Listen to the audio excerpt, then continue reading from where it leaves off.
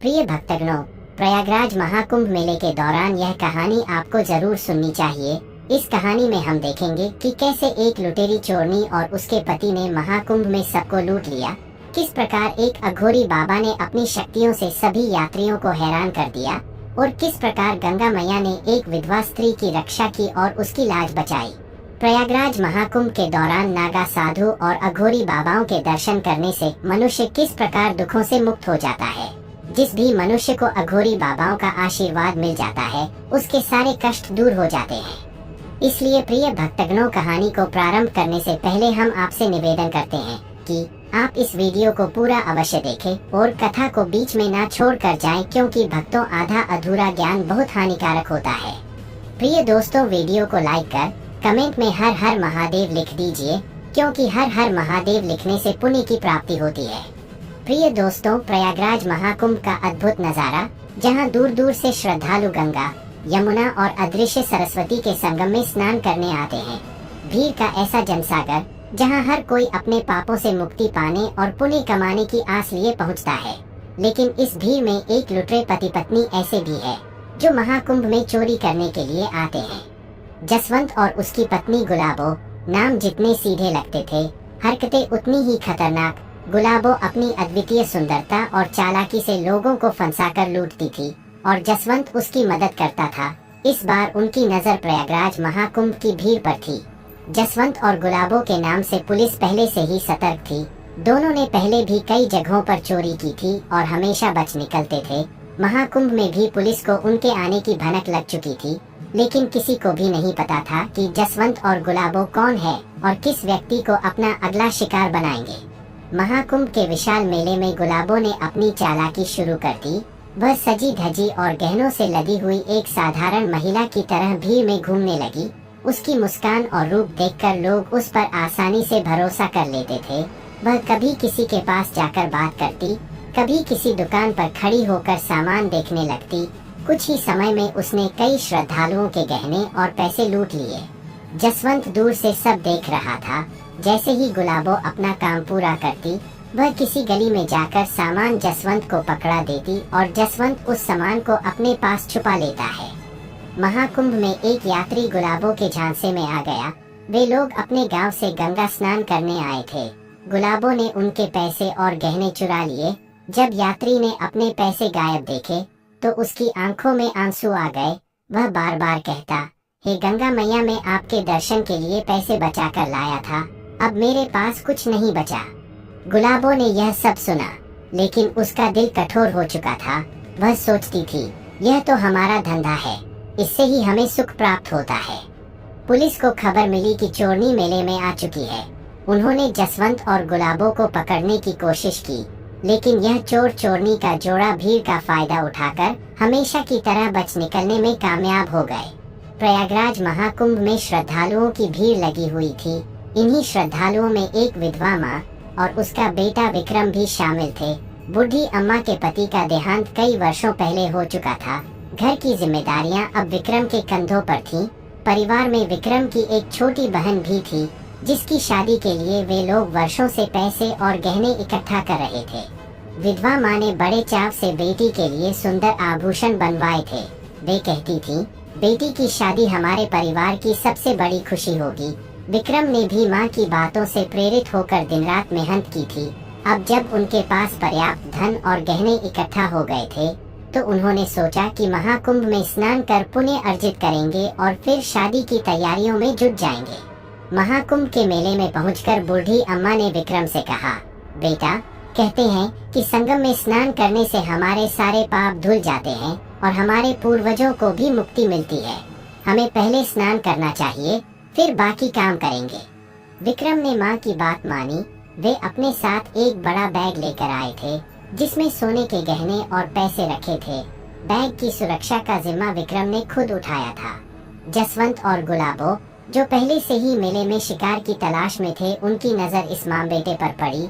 गुलाबो ने विक्रम को बैग के साथ देखा और उसकी चालाक आंखों ने तुरंत अनुमान लगा लिया कि बैग में कुछ कीमती सामान है।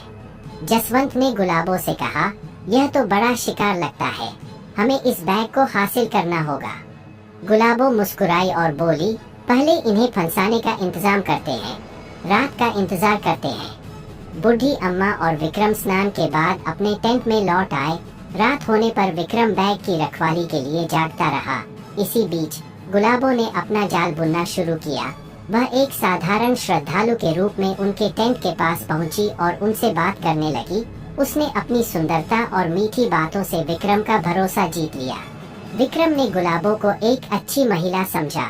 गुलाबो ने मौका देखकर विक्रम को प्रसाद के नाम पर नशीला पदार्थ खिला दिया। विक्रम बेहोश हो गया और गुलाबो ने जसवंत को बुलाकर बैग चुरा लिया। रात के सन्नाटे में जसवंत और गुलाबो बैग लेकर गायब हो गए। उधर बूढ़ी अम्मा और विक्रम को यह अंदाजा भी नहीं था कि उनकी जिंदगी की सबसे बड़ी खुशी, उनकी बेटी की शादी का सपना खत्म हो चुका था। रात के अंधेरे में महाकुंभ की भीड़ थोड़ी शांत हो चुकी थी। टेंटों के आसपास हल्की हल्की रोशनी जल रही थी, लेकिन बूढ़ी अम्मा और विक्रम के टेंट में एक गहरा सन्नाटा पसरा था। विक्रम बेहोशी की हालत में पड़ा था और उनका बहुमूल्य बैग गायब हो चुका था। गुलाबो ने अपनी चालाकी से विक्रम को पूरी तरह बेहोश कर दिया था। वह और जसवंत जल्दी से भीड़ का फायदा उठाकर बैग लेकर निकल गए। बैग के अंदर रखे सोने के गहने और पैसे देखकर उनकी आंखें चमक उठीं। जसवंत बोला, यह अब तक महाकुंभ का सबसे बड़ा शिकार है। अब तो हमें कई दिनों तक और कुछ करने की जरूरत नहीं पड़ेगी। गुलाबो ने बैग को ध्यान से छिपाते हुए कहा, लेकिन हमें जल्दी यहाँ से निकलना होगा। पुलिस हर तरफ घूम रही है। सुबह होते ही विक्रम की आंख खुली। उसे कुछ देर तक समझ नहीं आया कि क्या हुआ। जैसे ही उसने अपने पास बैग नहीं देखा, उसका दिल धक धक करने लगा। उसने चारों ओर देखा, लेकिन बैग का कहीं नामो निशान नहीं था। विक्रम ने माँ को जगाया और घबराते हुए कहा, माँ, बैग चोरी हो गया है। हमारे गहने, हमारे पैसे, सब कुछ चला गया। हम बर्बाद हो गए। बूढ़ी माँ ने यह सुनते ही जोर जोर से रोना शुरू कर दिया। वह फूट फूट कर कहने लगी, हे गंगा मैया, हमने तो सिर्फ पुण्य कमाने के लिए यहाँ कदम रखा था। यह क्या हो गया? अब मेरी बेटी की शादी कैसे होगी? बूढ़ी अम्मा और विक्रम मदद के लिए इधर उधर भागने लगे। तभी उनकी नजर एक अघोरी बाबा पर पड़ी, जो संगम किनारे तपस्या में लीन थे। बाबा के चारों ओर एक अद्भुत आभा थी। उनकी आंखों में गहराई और चेहरे पर तेज था। बूढ़ी माँ ने उनके चरणों में गिरकर कहा, बाबा, हमारी मदद करो।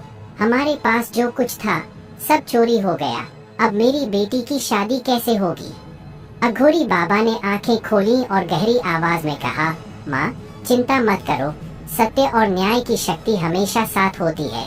जो भी पापी हैं, वे स्वयं तुम्हारे पास आएंगे। अघोरी बाबा ने अपनी दिव्य दृष्टि का उपयोग किया। उन्होंने ध्यान लगाकर देखा और गुलाबो और जसवंत को चोरी करते हुए देख लिया। बाबा ने कहा, चोरों को उनके पाप का दंड अवश्य मिलेगा।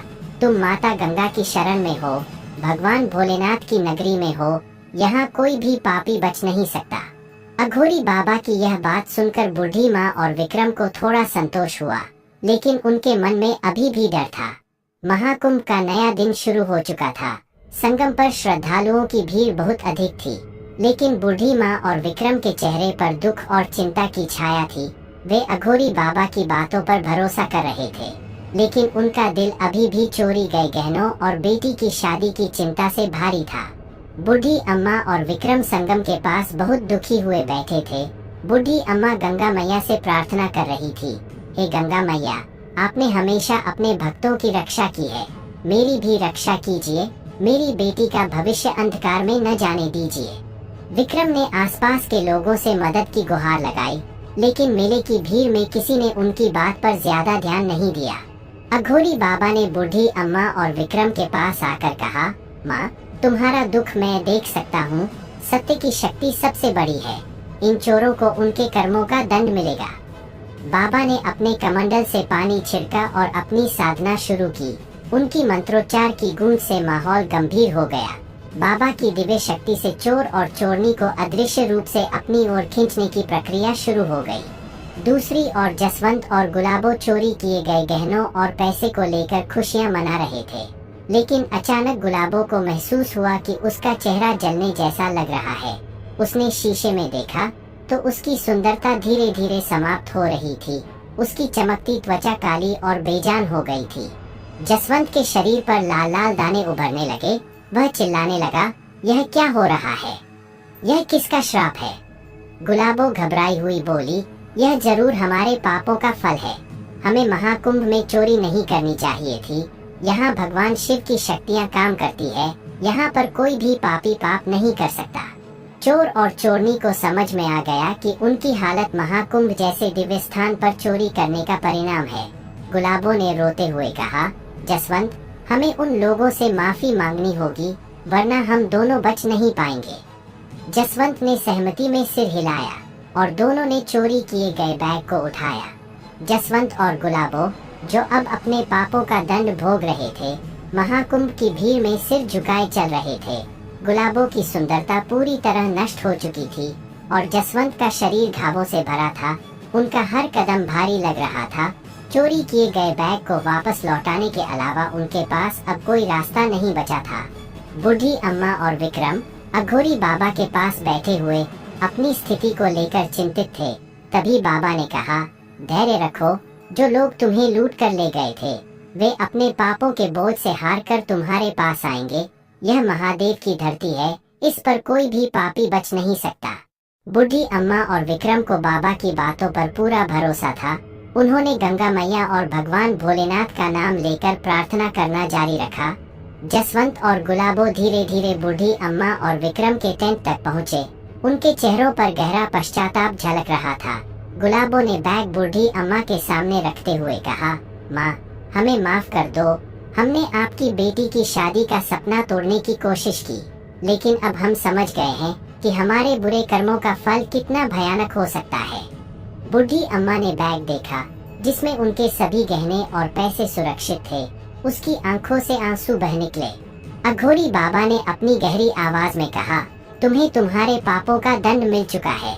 यह गंगा मैया और ईश्वर का न्याय है, लेकिन यह केवल शुरुआत है। अब तुम्हें समाज के सामने अपने कर्मों की सजा भुगतनी होगी। तभी पुलिस वहां पहुंच गई। अघोरी बाबा ने पुलिस को सब कुछ बताया। जसवंत और गुलाबो ने बिना किसी विरोध के आत्मसमर्पण कर दिया। उन्होंने रोते हुए कहा, हमें जेल में डाल दीजिए, शायद वहां रहकर हम अपने पापों का प्रायश्चित कर सकें। लेकिन हे अघोरी बाबा, हमारी पीड़ा को कम कर दीजिए। अघोरी बाबा ने क्रोध में कहा, यह तुम्हारे पाप कर्मों का दंड है, यह तो तुम्हें भुगतना ही होगा। पुलिस चोर और चोरनी को अपने साथ ले गई। बूढ़ी अम्मा ने गंगा मैया और अघोरी बाबा को धन्यवाद दिया। उनका खोया हुआ विश्वास और गहने दोनों वापस मिल गए थे। चोर और चोरनी को पुलिस अपने साथ ले जा चुकी थी। जसवंत और गुलाबो ने अपने पापों को स्वीकार कर लिया था। अघोरी बाबा ने बूढ़ी अम्मा और विक्रम की ओर देखते हुए कहा, तुम्हारे सत्य और धैर्य ने तुम्हें जीत दिलाई है। यह गंगा मैया की कृपा है कि तुम्हारे धन और गहने सुरक्षित लौट आए। अब तुम बिना किसी चिंता के अपनी बेटी की शादी की तैयारी करो। बूढ़ी अम्मा बाबा के चरणों में गिर पड़ी और बोली, बाबा, आपने हमारे जीवन की सबसे बड़ी समस्या को हल कर दिया। हमें आशीर्वाद दीजिए कि हमारी बेटी का जीवन सुखमय हो। अघोरी बाबा ने उन्हें आशीर्वाद दिया और कहा, जाओ, अपनी बेटी की शादी को पवित्रता और सादगी से पूरा करो। पुण्य का मार्ग कभी तुम्हारा साथ नहीं छोड़ेगा। बूढ़ी अम्मा और विक्रम ने संगम के तट पर जाकर गंगा मैया को धन्यवाद दिया। वहां मौजूद श्रद्धालुओं ने उनके साथ मिलकर गंगा मैया की जय हो और अघोरी बाबा की जय हो, भगवान शिव की जय हो, हर हर महादेव के नारे लगाए। पूरा वातावरण श्रद्धा और भक्ति से भर गया। कुछ दिनों बाद बूढ़ी अम्मा और विक्रम अपने गांव लौट आए। उन्होंने खुशी खुशी अपनी बेटी की शादी कर दी। शादी सादगी और भव्यता का अद्भुत संगम बनी। उधर जेल में जसवंत और गुलाबो ने अपने जीवन को सुधारने का संकल्प लिया। गुलाबो ने अपनी सुंदरता खोने के बाद महसूस किया कि सच्ची सुंदरता आत्मा की होती है। बूढ़ी अम्मा की बेटी की शादी खुशी खुशी संपन्न हो गई। बूढ़ी अम्मा ने गंगा मैया और अघोरी बाबा को बार बार याद किया। उनके घर में एक बार फिर से खुशियां लौट आई थी। इस कहानी ने सिखाया कि सत्य और पुण्य का मार्ग कठिन हो सकता है, लेकिन अंत में वही विजय दिलाता है। प्रिय दोस्तों, यदि आपको यह कहानी अच्छी लगी हो तो कमेंट में हर हर महादेव अवश्य लिखें और अपने व्हाट्सएप ग्रुप में भी यह कहानी अवश्य शेयर करें। जिससे अन्य लोगों को भी इस कहानी का ज्ञान प्राप्त हो सके। प्रिय भक्तों, ऐसे ही रोचक कहानियाँ पाने के लिए हमारे चैनल को सब्सक्राइब कर लीजिए और बेल आइकन को ऑन कर लीजिए। मिलते हैं दोस्तों आपसे एक और नई कहानी के साथ। धन्यवाद।